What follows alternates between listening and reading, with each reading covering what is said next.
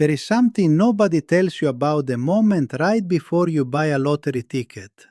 Not the choosing of the numbers, not the reaching into your pocket for the money, not even the quiet little prayer that sneaks out of you without permission. I'm talking about something that happens much deeper than any of that. There is a conversation taking place inside you, right now and every moment of every day, that you are barely aware of. A quiet, persistent voice. And that voice has been shaping every single outcome in your life far more powerfully than any number you have ever circled on a piece of paper. Most people never hear it, not because it's hidden, but because the noise of daily life has grown so loud that the deeper voice, the one that actually determines what you receive, gets buried under the weight of worry, routine, and resignation. What I want to share with you today has nothing to do with luck. Luck is what people call it when they don't understand the invisible mechanics at work. Stay with me, because what I'm about to open for you has been known for a very long time, and somehow, in the rush of the modern world, it has been almost entirely forgotten. I once sat with an elder, a man who had spent more than 40 years in silent study, in a small room with a single window that looked out over a valley so still it felt like the earth itself was holding its breath. He said something to me that I have never stopped turning over in my mind. He said, "Most people walk through life with their hands open but their hearts closed, and then they wonder why nothing ever lands." I didn't fully understand him then. I do now. Because there is a hidden law that governs the receiving of good things, not just money, not just lottery winnings, but health, peace, opportunity, the kind of grace that seems to arrive exactly when you need it most. And that law has nothing to do with effort, nothing to do with timing, nothing to do with deserving it more than the next person. It has everything to do with the interior state you are living in when the moment of possibility arrives. Think about that for a moment. The moment of possibility is always arriving, every single day, in small ways and in large ones. The question has never been whether abundance is available to you. The question, the real question, is whether you are in a state to receive it when it comes. I want to ask you something honest, and I want you to answer it not with your mind, but with your gut. When was the last time you felt genuinely, quietly certain that something good was coming to you? Not desperate hope, not the frantic wishing that comes from a place of lack. I mean that deep, settled, almost unreasonable knowing, the kind that doesn't need evidence, doesn't need proof, just sits in your chest like a warm stone and says, "Something is shifting." If you have to think too hard about when you last felt that, then what I'm about to tell you matters more than you know. Because that feeling, that quiet, unshakable openness, is not a personality trait. It is not something some people are born with and others aren't. It is a frequency. And like any frequency, it can be tuned. The ancient teachers of nearly every tradition understood this. The Lakota spoke of the space between heartbeats as the place where the Great Spirit listens most clearly. The Sufi masters taught that the heart, when properly oriented, becomes a kind of living magnet, drawing toward itself the very energies it has learned to embody. The Desert Fathers of early Christianity spoke of metanoia, a complete interior turning, a reorientation of the whole self toward receiving grace. Different languages, different centuries, one understanding. What you carry inside you when you step into any moment of possibility is the most important thing you bring. If this is your first time on this channel, I want to welcome you. My name is Monk Orion, and this is a space built for people who are ready to go deeper, past the surface of things, into the quiet interior where real transformation lives. If what you've heard so far has spoken to something in you, I want to invite you to subscribe right now and hit the bell so you never miss a teaching. Because what we do here week after week is exactly this. Peel back the invisible layers of life and look honestly at what is really shaping your experience. This community is growing, And it is growing because people are hungry for depth, for truth, for something that actually works. Subscribe and become part of that. Now, let me tell you about something I observed over many years of study and quiet attention. I have been close to people who lived in what I can only call a state of continuous grace. Not perfect lives, not lives without difficulty or loss, but lives where good things arrived with a regularity that couldn't be explained by chance alone. What I noticed about these people was not what they did, it was what they carried. There was a quality in the way they moved through the world, a kind of interior spaciousness, as if they had room for what was coming, even before they knew what it was. And when I looked more closely, when I listened to the way they spoke, not only to others but to themselves, I began to understand something that changed the way I saw everything.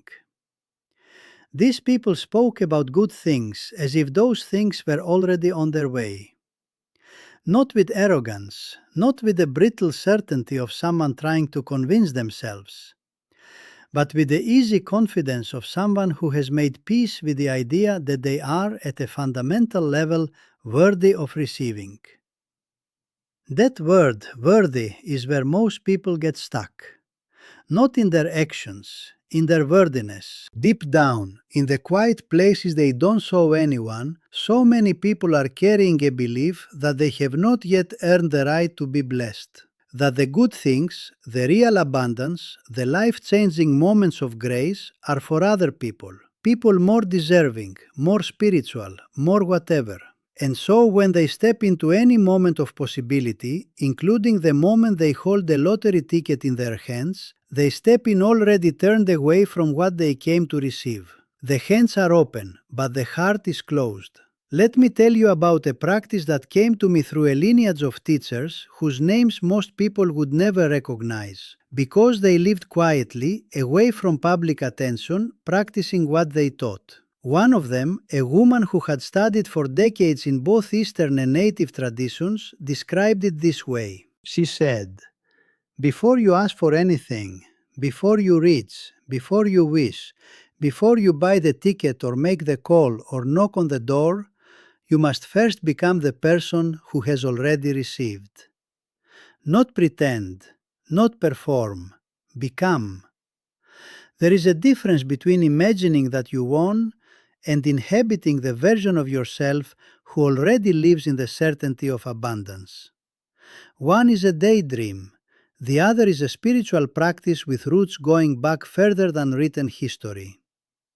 When you inhabit that inner state, even for 30 seconds, even for the space of 3 long conscious breaths, something shifts in the way you carry yourself into the moment of possibility. Your body relaxes in a way that tension won't allow. Your eyes soften, your chest opens. The tight, contracted energy of scarcity begins to loosen its grip. And in that loosening, something remarkable becomes possible. Not guaranteed. Life is not a vending machine, but possible in a way it simply was not before. Because the universe, or consciousness, or God, or whatever name sits most comfortably in your heart, does not respond to the loudness of your wanting. It responds to the depth of your readiness. Now I want to give you something real, something you can use before you buy your next ticket, before you make your next call about money, before you enter any room where something important is at stake. It is not a magic formula. There are no magic formulas. Anyone who tells you otherwise is selling something that will leave you emptier than when you started. What I am giving you is a practice of alignment. Find a moment of stillness. It does not need to be long. It does not need to be formal. It can happen in the car before you get out, in the 30 seconds before you walk through a door, in the quiet space between one breath and the next. In that stillness, let these words move through you.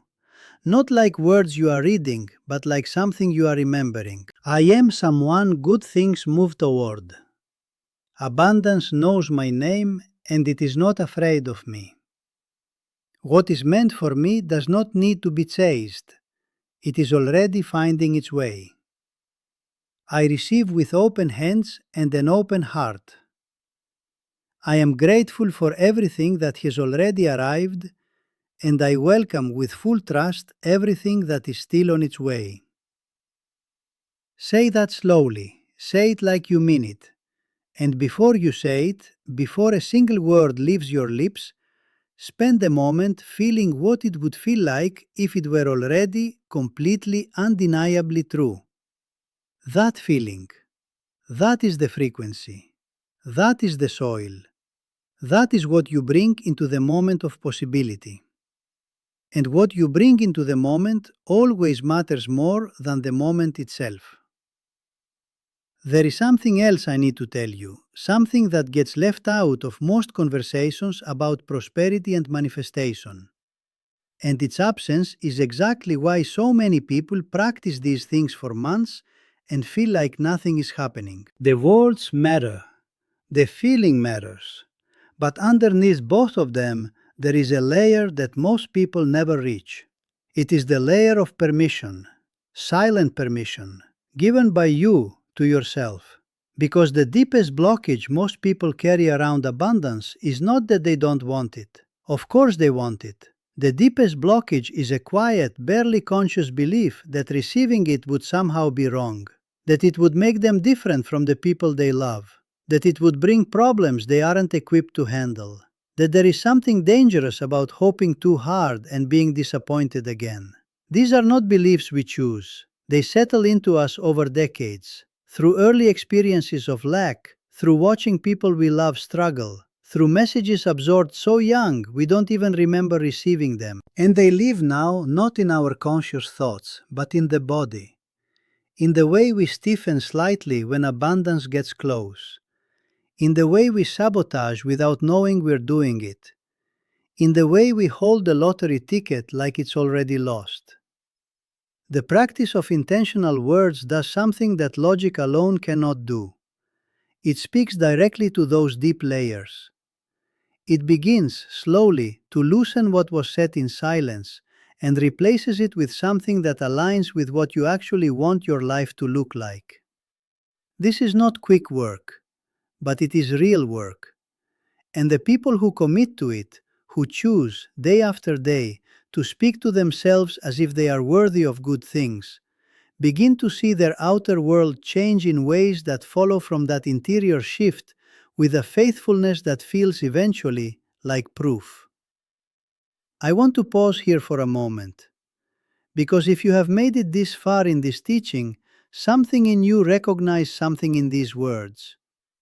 You didn't click away. You are still here. That is not nothing. That is a sign of readiness. And I want to honor that by asking you to do one thing right now, before you do anything else. Write in the comments below the single word that represents what you most want to call into your life right now. One word, not a sentence, not a wish list. One word that, when you see it written by your own hand, feels like a declaration. Prosperity, health, peace, abundance, freedom, healing, grace. Whatever your word is, write it. Because writing it in this space, in the presence of others who are on the same path, turns a private wish into a public intention. And public intentions carry a weight that private ones sometimes need. Your word belongs here. Live it. There is a story from the Cherokee tradition, passed down not in books but in the firelit circles where elders spoke to those who were willing to sit still long enough to listen. It is the story of the two wolves. You may have heard a version of it before,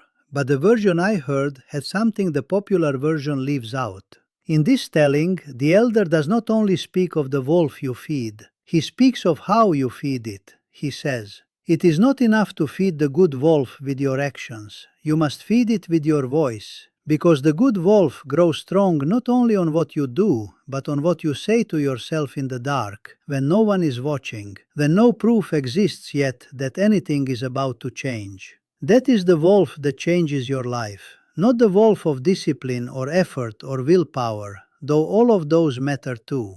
The wolf of the words you speak to yourself before the world wakes up. Before you open your eyes to the day, before you cross any threshold that could be the threshold of something new. That wolf, fed with words of worthiness and openness and gratitude and readiness, that wolf has the power to change not just how you feel, it has the power to change what finds you. So here is what I want to leave you with. Not a technique, not a shortcut, a practice of becoming. For the next 7 mornings, before your feet hit the floor, before you check your phone, before the noise of the day has a chance to crowd in, spend 60 seconds speaking to yourself the way you would speak to someone you deeply believed in. Not because you have proof yet that it's working, but because proof in matters of the spirit always comes after the choosing, never before. Tell yourself that you are open, that you are ready, that what is meant for you is already in motion, that you are not waiting for grace to notice you. You are simply becoming someone it is easy to find. Do this every morning for 7 days, and then do it the next 7 days. And watch, not with a hungry, anxious watching of someone who needs to be convinced, but with the calm, curious attention of someone who has already made their choice and is now simply observing how the world begins to rearrange itself around that choice. Something will shift. I cannot tell you the shape it will take. It may not be a lottery ticket. It may be an opportunity that materializes from nowhere, a conversation that opens a door, a moment of clarity so clean and sudden it takes your breath away. But something will shift, because something always shifts when you decide, truly, deeply decide, that you are someone abundance is not afraid to touch. If this teaching reached you today, I want you to know something. This channel, this community, exists for exactly this kind of depth. Week after week, we come together in this space to look honestly at the invisible things that shape visible lives, at the frequencies we carry, at the words we use, at the interior world that the outer world is always faithfully reflecting back to us. If you want to keep receiving these teachings, subscribe to the channel and hit the notification bell. It is a simple act, and it is also, in its own small way, a declaration that you are choosing depth over distraction, that you are choosing to keep showing up for your own transformation. This community is here for you, and so am I. You can also support this work with a super thanks or become a channel member to access exclusive content. Every bit of support helps these teachings keep reaching the people who need them. And someone, somewhere, is going to find a video on this channel at exactly the moment they needed it most. Your support makes that possible. There is one final thing I want to say before I leave you today. The lottery ticket is a symbol. It is a thin piece of paper that stands in for something much larger. The desire to cross over from where you are to somewhere better. The hope, however quietly held, that life can open up in ways it has not opened before. That desire is sacred. Don't let anyone tell you otherwise. The longing for more, for abundance, for relief, for the particular joy of something arriving that you needed, that longing is not greed. It is not naivety. It is the soul's natural movement toward its own expansion. Honor that longing, but do not let it live only in the buying of a ticket. Let it live in the words you speak to yourself every morning, in the interior posture you choose when you walk into any room where possibility lives, in the quiet, persistent decision to carry yourself as someone who is not waiting for the world to decide your worth, but who has already decided it themselves. That is where it all begins, not in the numbers, in you, always in you. Until next time, may what is already yours find its way home to you through doors you haven't even thought to open yet.